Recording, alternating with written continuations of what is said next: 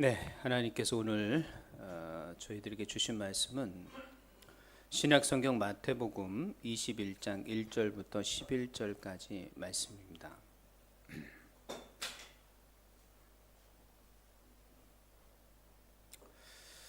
제가 가지고 있는 신약성경 34쪽 마태복음 21장 1절부터 11절까지 말씀입니다. 다 찾으신 줄 알고 한 절씩 교독하시고 마지막 절은 합독하시겠습니다. 1절 하나님의 말씀을 들으십시오. 그들이 예루살렘에 가까이 가서 감람산 벳바게에 이르렀을 때에 예수께서 두 제자를 보내시며 이르시되 너희는 맞은편 마을로 가라. 그리하면 곧 매인 나귀와 나귀 새끼가 함께 있는 것을 보리니 풀어 내게로 끌고 오라. 만일 누가 무슨 말을 하거든 주가 쓰시겠다 하라. 그리하면 즉시 보내리라 하시니 이는 선지자를 통하여 하신 말씀을 이루려 하심이라 일렀으되 시온 딸에게 이르기를 내 왕이 내게 임하나니 그는 겸손하여 나귀 곧 멍에 매는 짐승의 새끼를 닫도다 하라 하였느니라. 제자들이 가서 예수께서 명하신 대로 하여 나귀와 나귀 새끼를 끌고 와서 자기들의 겉옷을 그 위에 얹음에 예수께서 그 위에 타시니 무리의 대다수는 그들의 겉옷을 길에 펴고 다른 이들은 나뭇가지를 베어 길에 펴고 앞에서 가고 뒤에서 따르는 무리가 소리 높여 이르되 호산나 다윗의 자손이여 찬송하리로다. 주의 이름으로 오시는 이여 가장 높은 곳에서 호산나 하더라. 예수께서 예루살렘에 들어가시니 온 성이 소동하여 이르되 이는 누구냐 하거늘 다 같이 무리가 이르되 갈릴리 나사렛에서 나온 선지자 예수라 하니라. 아멘. 네,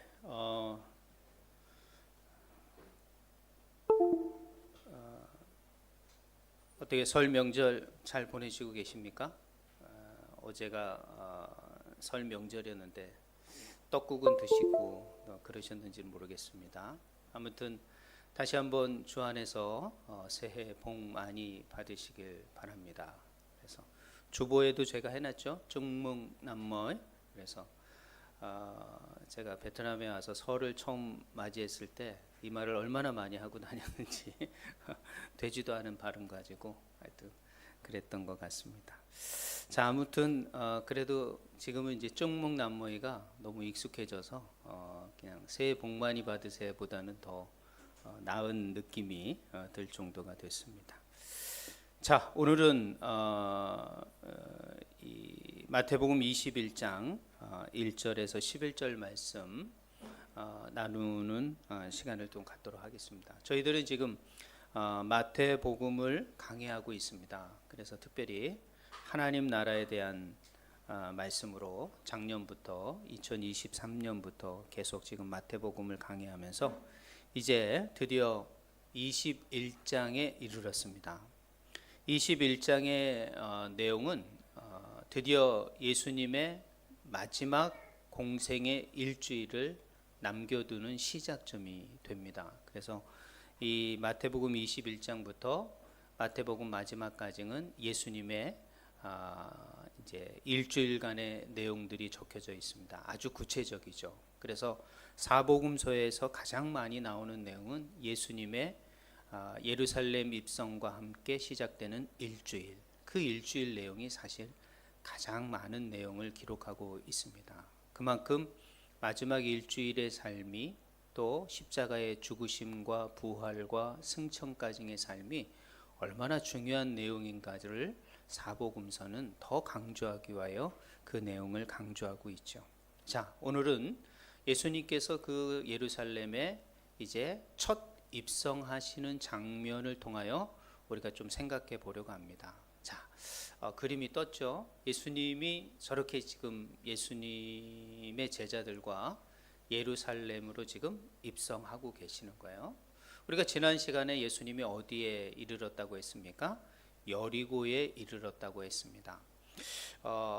이 여리고에 이르렀다고 했을 때 여러분의 지도의 왼쪽이네요. 왼쪽을 보시면 저쪽 위에 갈릴리 호수에서 요단강을 타고 예수님께서 내려오신 거예요.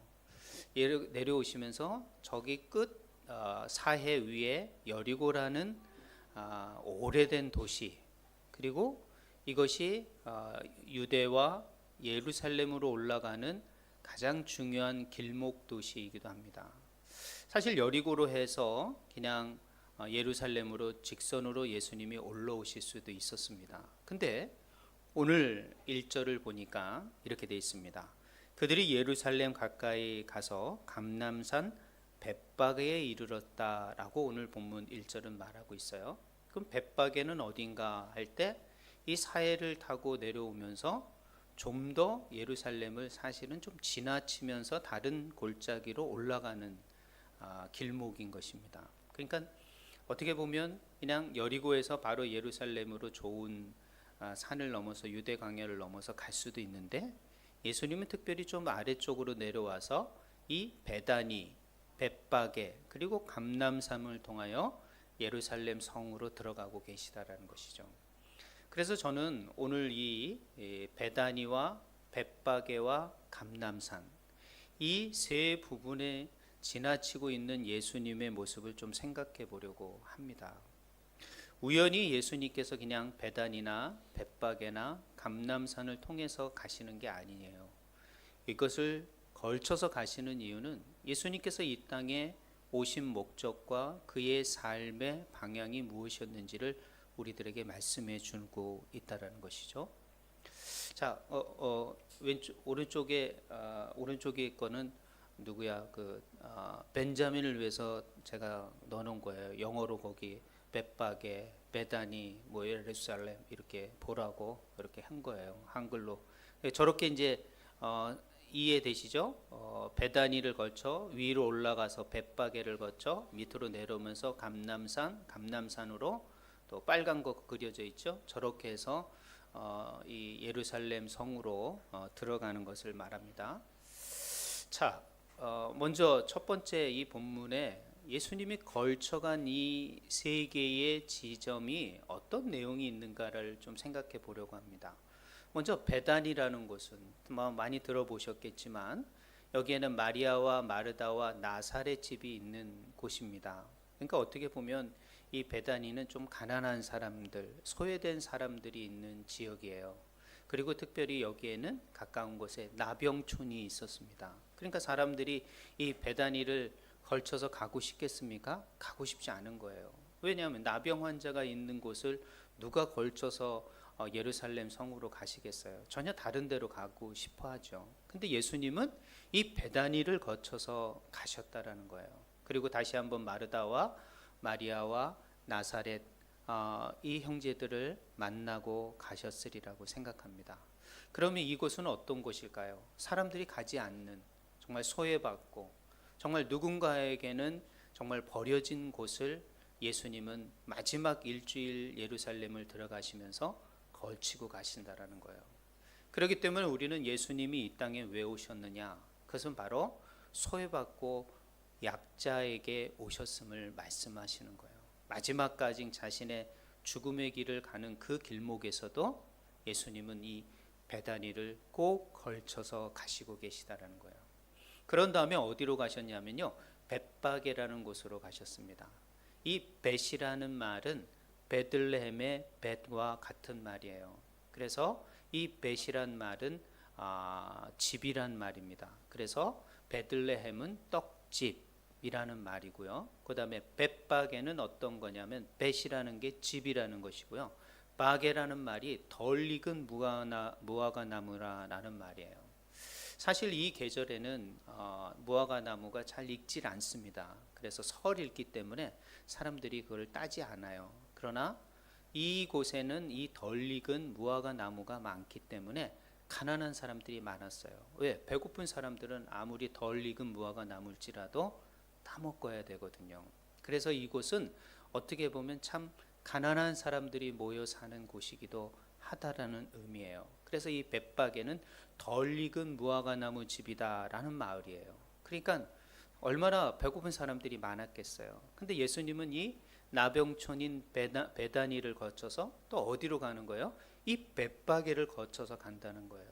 이 말은 뭐냐면은 가난하고 정말 배고픈 자들을 걸쳐서 예수님은 지금 예루살렘에 오르고 계시는 거예요. 자, 이러면서 예수님의 발걸음을 우린 통해서 무엇을 볼 수 있습니까? 그렇습니다. 병들고 소외받고 가난하고 정말 배고픈 자들을 통하여 예수님이 이 땅에 오셨음을 말하고 계시는 거예요.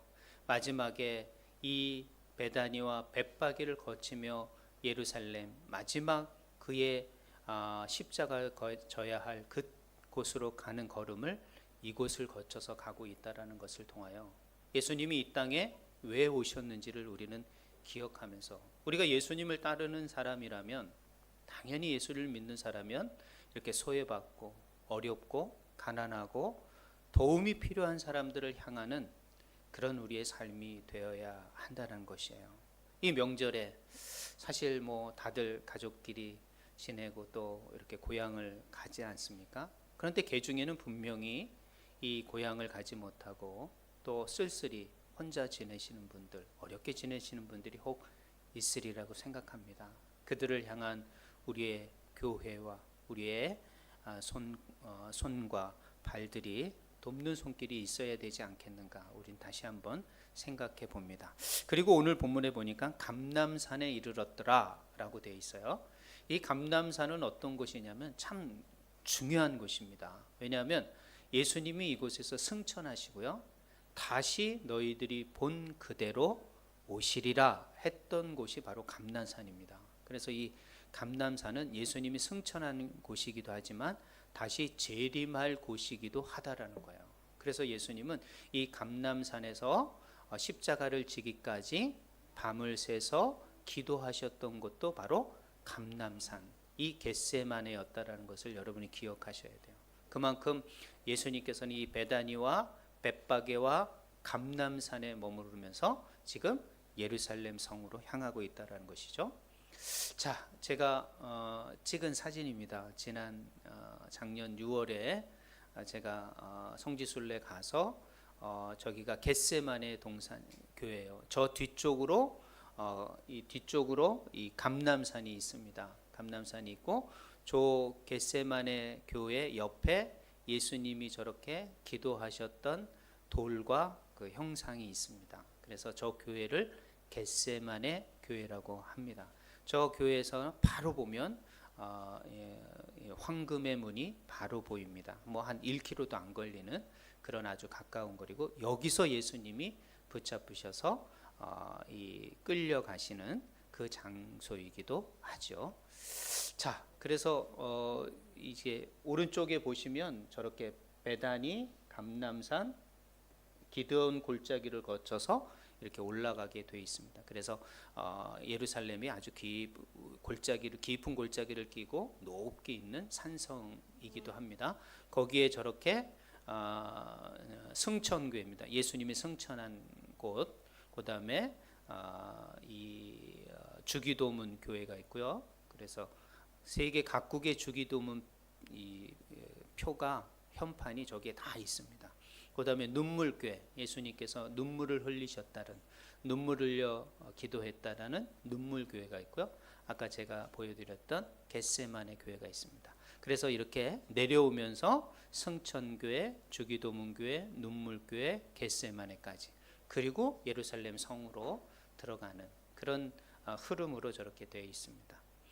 제가 찍은 사진인데요. 제가 겟세마네에서 저쪽 예루살렘 성전을 향하여 찍은 사진입니다. 그런데 여기 앞에 뭐가 있죠? 다 무덤이 있는 거예요. 무덤을 만들어 놓은 거예요. 그래서 이 감람산에서 바라본 예루살렘 성전이에요. 근데 왜 저기에 무덤이 있냐면 예수님께서 저기서 승천한 곳이면서 또 어떤 곳이라 그랬어요? 다시 오시는 곳이에요. 그래가지고 예수님 오면 가장 먼저 일어나려고, 가장 먼저 일어나는 곳이 여기이기 때문에 이 유대인들, 이 말씀을 믿고 있는 이 사람들은 다 여기에 무덤을 만드는 거예요. 그래가지고 저게 가족 무덤입니다. 개인 무덤이 아니라 가족 무덤. 그래가지고 이렇게 가루가 되어서 거기에 가족들이 했는데 몇백 년 동안 지금 저기에 가족들이 계속 그 가루를 넣어서 죽은 사람들을 저기다가 메꾸고 있는 거예요. 저 하나의 그것이 몇만 불이라 그럽니다. 그 하나의 그 뭐죠? 그 매장지가 사는데 몇만 불이라 그래요. 엄청나게 비싸답니다. 함부로 못 들어온답니다. 이미 다 사놓고 거기다가 하나하나 가족들을 했는답니다. 그만큼 예루살렘 성이 바로 보이는 저 감람산에 예수님께서 승천한 곳이 뿐만 아니라, 그러니까 모든 사람들이 안 볼래야 안 볼 수가 없었습니다. 예수님이 승천하시는 것을. 왜냐하면 그 곳에서 다 보였기 때문에 다 올라가는 걸 볼 수밖에 없었고요. 또 그들이 본 것과 같이 또렷하게 다시 저 감람산으로 다시 온다라고 하셨습니다. 그렇기 때문에 예수님의 말씀대로라면 이 가장 먼저 예수님이 오실 것이 어디냐? 바로 이 감람산이라는 것을 우리가 기억을 해야 되는 것이죠. 그러므로 오늘 이 베다니와 벳바게와 감람산을 통하여 예수님께서는 정말 가난하고 소외받고 어려운 사람들을 위하여 이 땅에 오셨으며 그들을 구원하려는 주님의 발걸음이 마지막까지 계속됐다라는 것을 그분의 걸음을 통하여 우리는 알 수가 있습니다. 자, 또 한 가지는 바로 오늘 5절에 있는 이 스가랴의 말씀을 이루려 하심이었다라는 것이에요.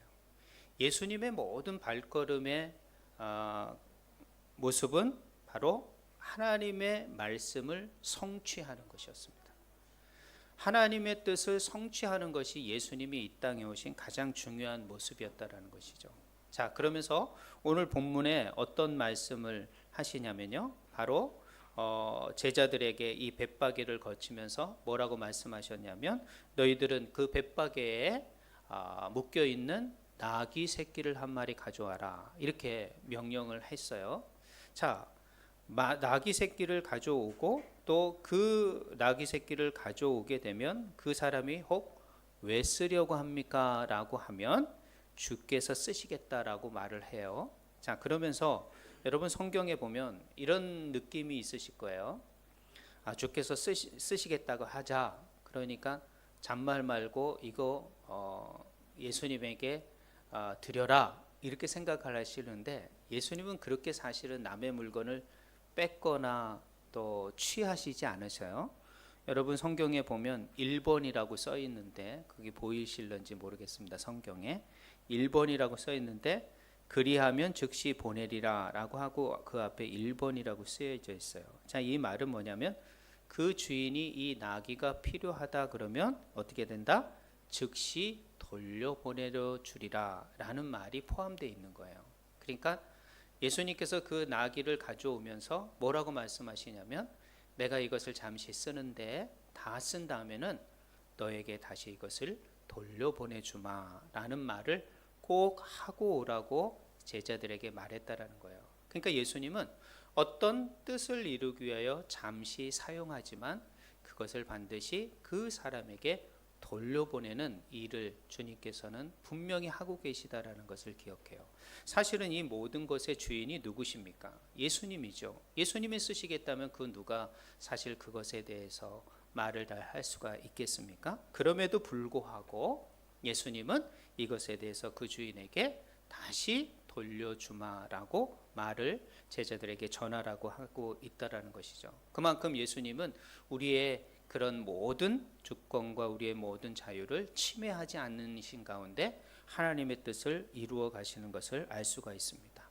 자, 이렇게 나귀를 가져오게 하신 이유가 뭘까? 그것은 4절에 나와 있어요. 이는 선지자를 통하여 하신 말씀을 이루려 하심이다 라고 말하고 있어요. 말씀을 이루려 하심이다 라고 말하고 있어요.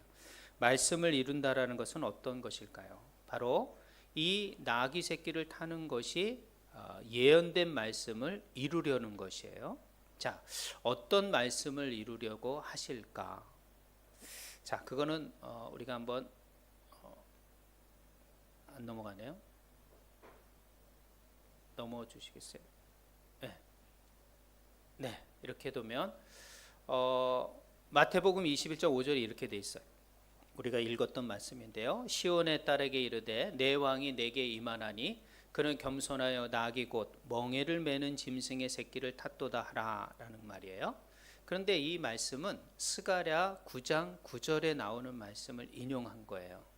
자, 예수님이 오시기 몇백 년 전에 400~500년 전에 이 스가랴를 통하여 예언한 말씀을 예수님이 이루시려고 이 말씀을 다시 명령하고 계시다라는 거죠. 자, 여기에 보면 시온의 스가랴 9장 9절입니다. 시온에 따라 크게 기뻐할지어다. 예루살렘에 따라 즐거이 부를지어다. 보라, 내 왕이 내게 임하시나니 그는 공의로우시며 구원을 베푸시며 겸손하여 나귀를 타시나니 나귀의 작은 것 곧 나귀 새끼니라 라고 되어 있어요. 자, 생각해 보세요. 시온의 딸들아, 그러면 여기서 시온이라는 것은 다윗성을 말해요. 그래서 이것은 곧 예루살렘 성을 말하는 거예요. 그러니까 예루살렘의 딸들아, 즉 예루살렘의 백성들아, 이런 말이에요. 자, 그리고 예루살렘에 따라 즐거이 부를지어다, 똑같이 말해서요. 보라, 내 왕이 내게 임하시나니, 내 왕이, 즉 너희들의 왕이 임하신다라고 말을 하는 거예요. 그러니까 예수님이 지금 본인을 왕으로, 메시아로 드러내는 본문이 별로 없는데, 여기서는 마지막으로 자신이 하나님이 보내신 이스라엘의 왕, 메시아라는 걸 여기서 딱 드러내고 있는 것입니다. 그러니까 이 본문은 참 중요한 거예요. 왜냐하면 이것을 잘못 드러냈다가는 죽을 수도 있는 일이기 때문에 이런 거를 드러내기가 쉽지 않아요. 그러나 마지막 일주일이 남았기 때문에 예수님은 자신의 메시아 되심과 왕 되심을 이 본문을 통하여 말씀을 이루기 위하여 드러내십니다. 자, 그런데 이 왕이 임하시면 그는 공의로우시고 구원을 베푸시며 겸손하시다. 자, 이 말은 이해가 됩니다. 왜냐하면 이 왕이 임함으로 말미암아 이스라엘이 다시 회복되리라는 생각들을 많이 해요. 그러면 이스라엘을 회복할 왕이라면 어떻게 예루살렘에 입성을 해야 하겠습니까? 즉 큰 백마를 탄다던가 아니면 군대를 거느리고 그 예루살렘에 입성해야 되지 않겠습니까? 그런데 참 재밌지 않습니까? 바로 나귀를 타고 입성하신다라는 거예요. 그것도 어른 나귀도 아니고 새끼 나귀를 타고 입성을 한다라는 거예요. 여러분, 좀 이 말이 이렇게 좀 조화스럽나요? 언밸런스죠. 밸런스가 전혀 안 맞는 것입니다. 왜냐하면 왕이라면 거기에 걸맞는 말이나 어떤 군대를 데리고 예루살렘 성에 입성해야 되는데, 이 왕이라는 사람이 이스라엘을 구원할 왕이라는 자가 어떻게 돼요? 나귀 새끼를 타고 들어온다. 이것은 전혀 우스꽝스러울 수밖에 없는 것입니다. 너무도 앞뒤가 맞지 않는 모습으로 예수님이 지금 예루살렘에 입성하고 있다라는 것이에요. 자, 아무리 말씀이 이렇게 기록이 됐더라도 예수님은 좀 더 멋있고 화려하게 예루살렘에 입성할 수도 있었을 것입니다. 그런데 예수님은 이 말씀 그대로 입성하고 계시다라는 거예요. 그러면서 많은 사람들이 조롱도 할 수 있을 것이고 많은 사람들도 어처구니 없는 모습을 보면서 웃기도 할 것입니다. 왜냐하면 그것을 어떻게 느낄 수 있냐면 이 후반절에 보면 온 성이 다 소동했는데, 소동했으면 로마 군대들도 알고 있었어요.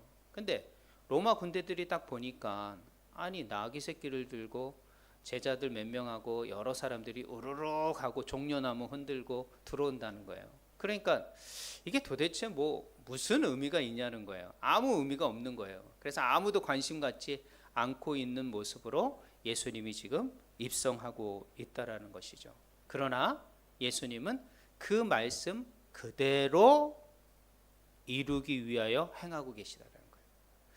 우리가 하나님의 말씀을 듣다 보면요, 앞뒤가 안 맞는 부분이 아주 많습니다. 오늘 여기 스가랴 9장 9절 10절의 내용을 좀 보시면 좀 한번 더 10절을 설명드리겠는데요. 10절에 뭐라고 되어 있냐면 이렇게 되어 있어요. 내가 에브라임의 병거와 예루살렘의 말을 끊겠고, 병거와 말을 끊는다. 이 말은 뭐냐면은 그 전쟁에서 승리하겠다는 말이죠. 그 다음에 전쟁하는 활을 끊으며 이 활도 더 이상 쏘지 못하게 끊겠다. 그리고 이방 사람에게 화평을 전할 것이요, 그의 통치는, 이거 누굽니까? 왕의 통치죠. 이 왕의 통치는 바다에서 바다까지 이르고 유브라 강에서 땅 끝까지 이르게 될 것이다. 그러니까 예수님의 통치가 온 세상에 미치게 될 것이다 라는 거예요. 근데 생각해 보시오. 나귀를 타고 온 그 왕이 과연 이런 일을 이룰 수 있겠느냐? 사실 스가랴를 읽고 있는 사람들도 그 말을 믿지 않았습니다. 지금 많은 사람들도 이 나귀를 타고 오는 예수님의 모습을 보면서 과연 저 분이 온 세상을 구원할 구세주라는 걸 누가 믿을 수 있겠습니까? 아무도 그 내용을 믿기가 어려운 거예요. 그럼에도 불구하고 예수님은 그 말씀 그대로를 이루기 위하여 나귀 새끼를 타고 예루살렘으로 지금 입성하고 계시다라는 것이죠. 자, 우리는 이 모습을 보면서 제가 어떤 생각이 들 수 있을까요? 오늘 말씀을 좀 제가 일찍 마무리해 드리려고 그래요. 제가 일주일 동안 상당히 많이 몸이 아팠습니다. 지금도 사실은 제가 좀 많이 몸이 안 좋은 것 같아요. 왜 그러는지 모르겠어요. 이렇게 감기 몸살인데 감기 몸살 이후에 제가 몸이 좀 안 좋은 것 같아요. 자, 이 나귀 새끼를 타고 오시는 그 예수님은 스가랴 9장 9절과 10절의 말씀을 이루시려고 그렇게 오셨어요. 자, 그 모습을 보면서 많은 사람들은, 그 당시의 사람들이나 그 당시의 로마인들은 전혀 그것에 대해서 큰 관심을 갖지 않았습니다. 그러나 오늘날 예수를 믿는 저와 여러분은 예수님이 만왕의 왕이시며 온 인류의 구원자라는 것을 우리는 알고 깨닫게 됐죠. 자, 그런 것처럼 성경에서 말하는 여러 가지 내용이 사실은 어떤 말씀이 있는지를 우리가 좀 깨달으셔야 돼요.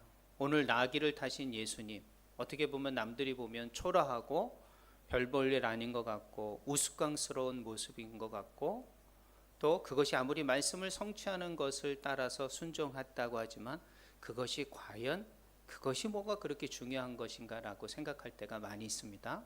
그러나 우리는 과연 이런 예수님을 따라가는 사람들로서, 또 성도들로서 어떤 삶을 살아야 할까? 저는 세 가지로 여러분이 좀 올 한 해를 좀 살아가셨으면 좋겠어요. 특별히 우리 교회는 세상에 소외받는 자들과 약자들을 바라보는 교회가 됐으면 좋겠습니다. 많은 사람들은 그렇게 생각합니다. 교회가 좀 엘리트 무리들이 모여야 되고 좀 잘 살고 조금 멀쩡한 사람들이 와서 교회가 좀 다른 기관들보다, 다른 단체들보다 좀 멀쩡해야 되지 않겠느냐라고 말을 하지만 교회는 그런 곳이 아닙니다.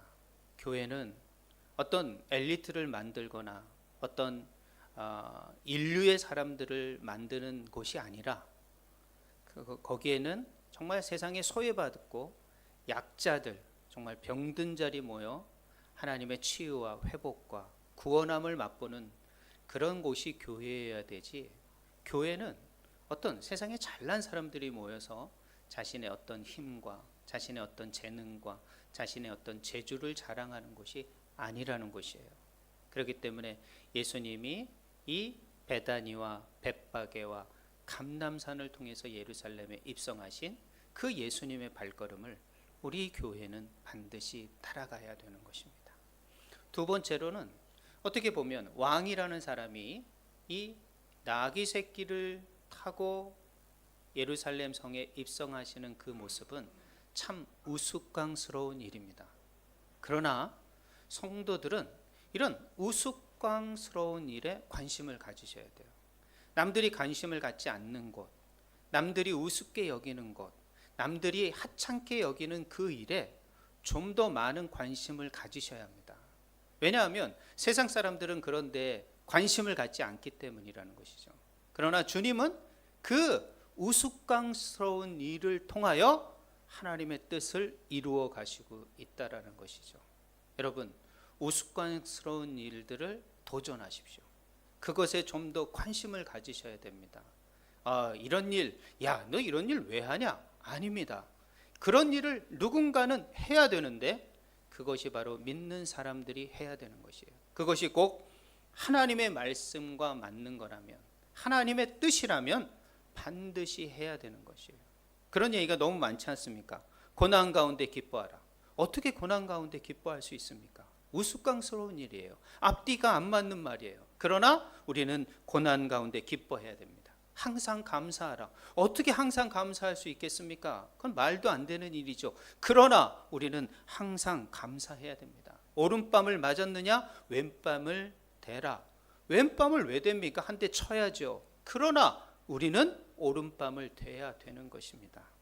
겉옷을 뺏었느냐? 속옷까지 주라. 어떻게 그럴 수 있냐는 거예요. 뺏은 걸 다시 빼앗아 와야죠. 그렇지 않습니다.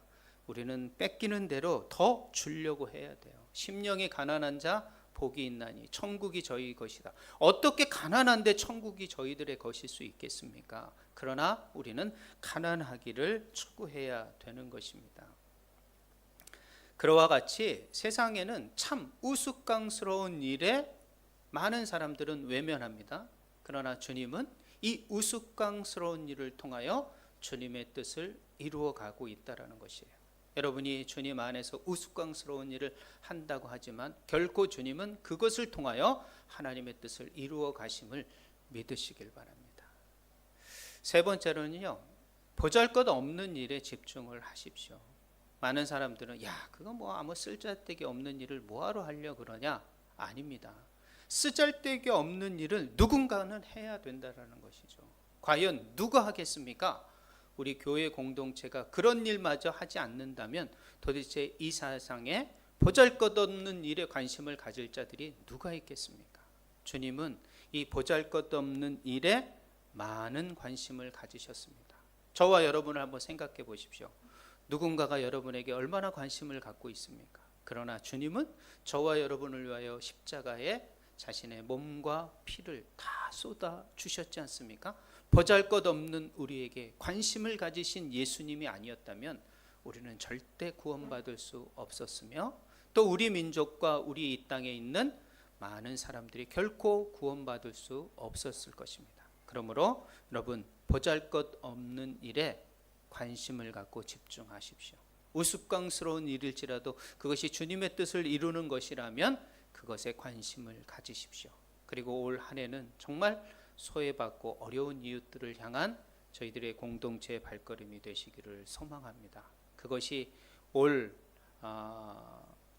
하나님께서, 예수님께서 이 걸음을 걸으시는 주님의 모습을 따라가는 저와 모습이 될 줄 믿습니다. 예수님이 예루살렘의 마지막 공생의 사명을 완성하시려고 걸어가실 때 이 벳바게와 베다니와 감람산을 통하여 걸어가셨던 것처럼, 그리고 많은 사람들이 우스꽝스럽게 여겼던 그 나귀 새끼를 타고 그 예루살렘에 입성하신 것처럼 그것이 주님의 뜻을 이루는 것이라면, 하나님의 뜻을 이루는 것이라면 그 일에 우리는 모든 마음과 관심과 생각을 집중하여 올 한 해도 주님의 모습대로 따라가 또 주님 앞에 영광 돌리고 승리해 가는, 정말 하나님 앞에 크게 쓰임 받는, 정말 그 가운데 놀라운 숨겨진 비밀을 깨닫고 또 그것을 이루어가는 우리 모든 주의 공동체의 모습들이 되시길 주님의 이름으로 부탁드립니다. 기도하겠습니다. 하나님 감사합니다. 오늘도 주님이 예루살렘에 입성하셨습니다.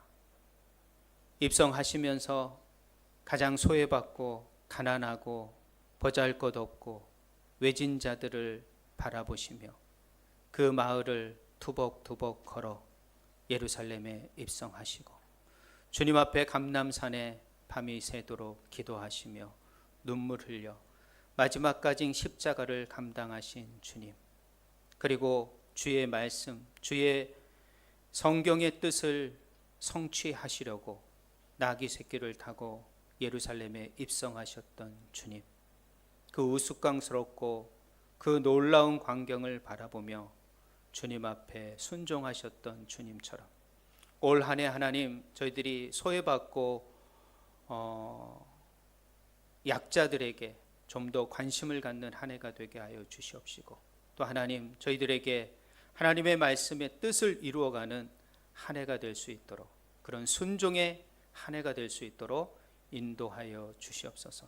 그래서 우리의 작은 순종 가운데 하나님의 뜻, 하나님의 말씀이 이루어지며 성취되어지는 그런 한 해가 될 수 있도록 인도하여 주시옵소서. 우리 주 안에 모든 성도들의 삶이 보다 하나님 말씀대로 순종하는 가운데 형통함을 경험할 수 있도록 인도하여 주시옵소서. 모든 영광 주께 돌리오며 감사드리오며 예수님의 이름으로 기도했습니다. 아멘. 찬송가 96장 부르시면서 준비하신 예물 하나님 앞에 드리도록 하겠습니다.